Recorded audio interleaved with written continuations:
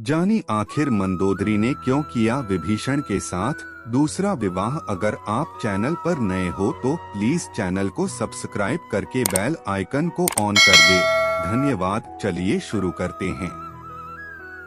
रावण के परिवार में दो लोग सीता के अपहरण और युद्ध के खिलाफ थे। वो थे भाई विभीषण और पटरानी मंदोदरी।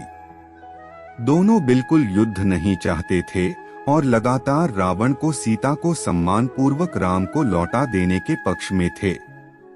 लेकिन ऐसा नहीं हुआ। लड़ाई हुई, उसमें रावण मारा गया। इसके बाद राम ने लंका का राजपाट रावण के छोटे भाई विभीषण को सौंप दिया। लेकिन क्या आपको मालूम है कि रावण की पटरानी मंदोदरी का क्या हुआ? कौन थी मंदोदरी? पुराणों की एक कथा के मुताबिक मधुरा नाम की एक अप्सरा कैलाश पर्वत पर भगवान शिव की तलाश में पहुंची। तलाशते हुए जब वो भगवान शिव के पास पहुंची तो उसने वहां पार्वती को न देखकर शिव को रिझाने के प्रयास शुरू कर दिए। जब कुछ समय बाद वहां पार्वती पहुंची तो उन्होंने मधुरा के शरीर पर शिव की भस्म देखी और फिर वो क्रोधित हो गईं। पार्वती ने मधुरा को शाप दिया कि वो 12 साल तक मेंढक बनी रहेगी और कुएं में उसका वास होगा। मधुरा को अपनी गलती की कीमत चुकानी पड़ी और असह्य कष्ट का जीवन शुरू हो गया। राजा मायासुर ने शापित अप्सरा मधुरा को बेटी के रूप में स्वीकार किया। उसे वो महल ले आए। उसे मंदोदरी नाम दिया गया। मंदोदरी अत्यंत रूपवान और धार्मिक महिला थी। इस तरह मधुरा मंदोदरी बनी। जिस समय ये सारी घटनाएं घट रही थीं, उसी समय कैलाश पर असुर राजा मायासुर अपनी पत्नी के साथ तपस्या कर रहे थे। दोनों एक बेटी की कामना के लिए तपस्या कर रहे थे। 12 वर्षों तक दोनों तप करते रहे।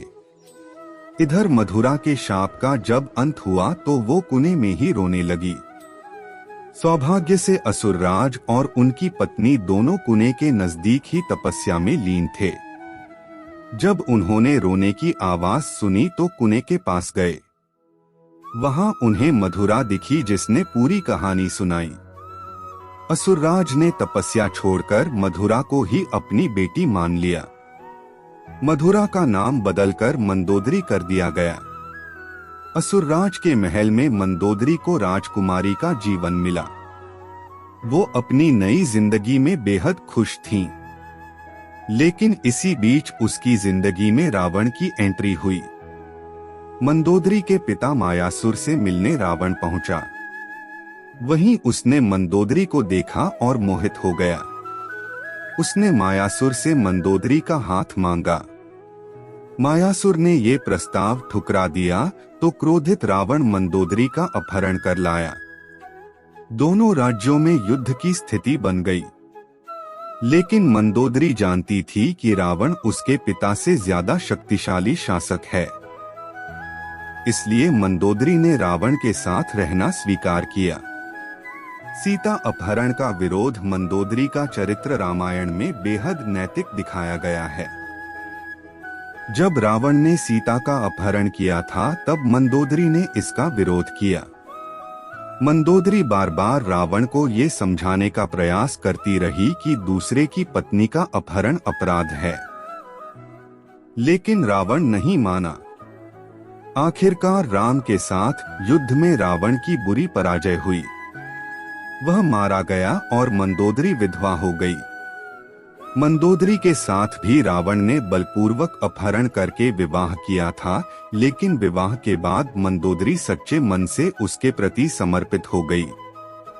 हालांकि उसने रावण को बार बार समझाने की कोशिश की कि सीता का अपहरण करके उसने बहुत गलत काम किया है।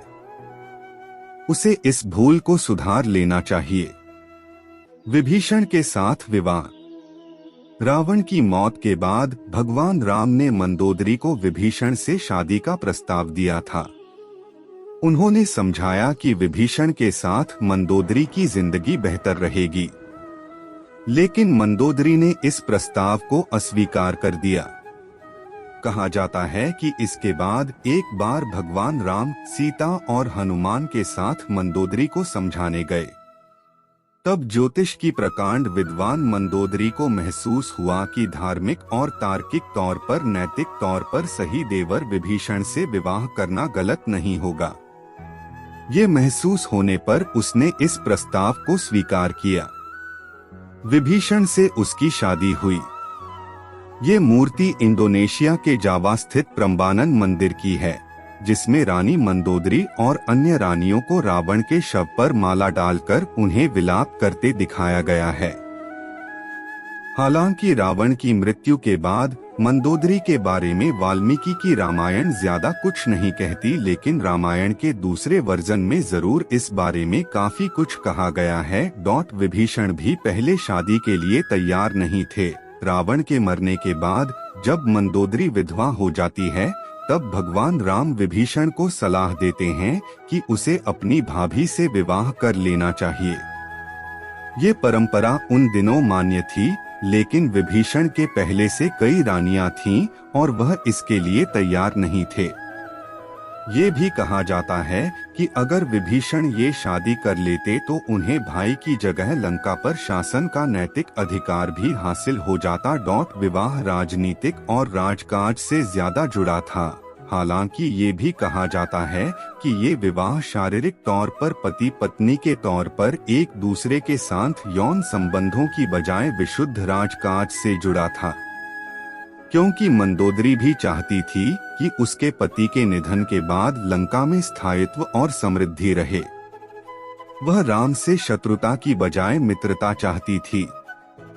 रावण की मृत्यु के लिए उसने राम को कभी जिम्मेदार भी नहीं ठहराया। एक वजह ये भी बताई जाती है कि रावण के निधन के बाद मंदोदरी भी उसकी चिता के साथ सती होने जा रही थी, लेकिन राम ने उसे रोक लिया। इसके बाद मंदोदरी के पास देवर से विवाह करने के अलावा कोई विकल्प नहीं बचा था।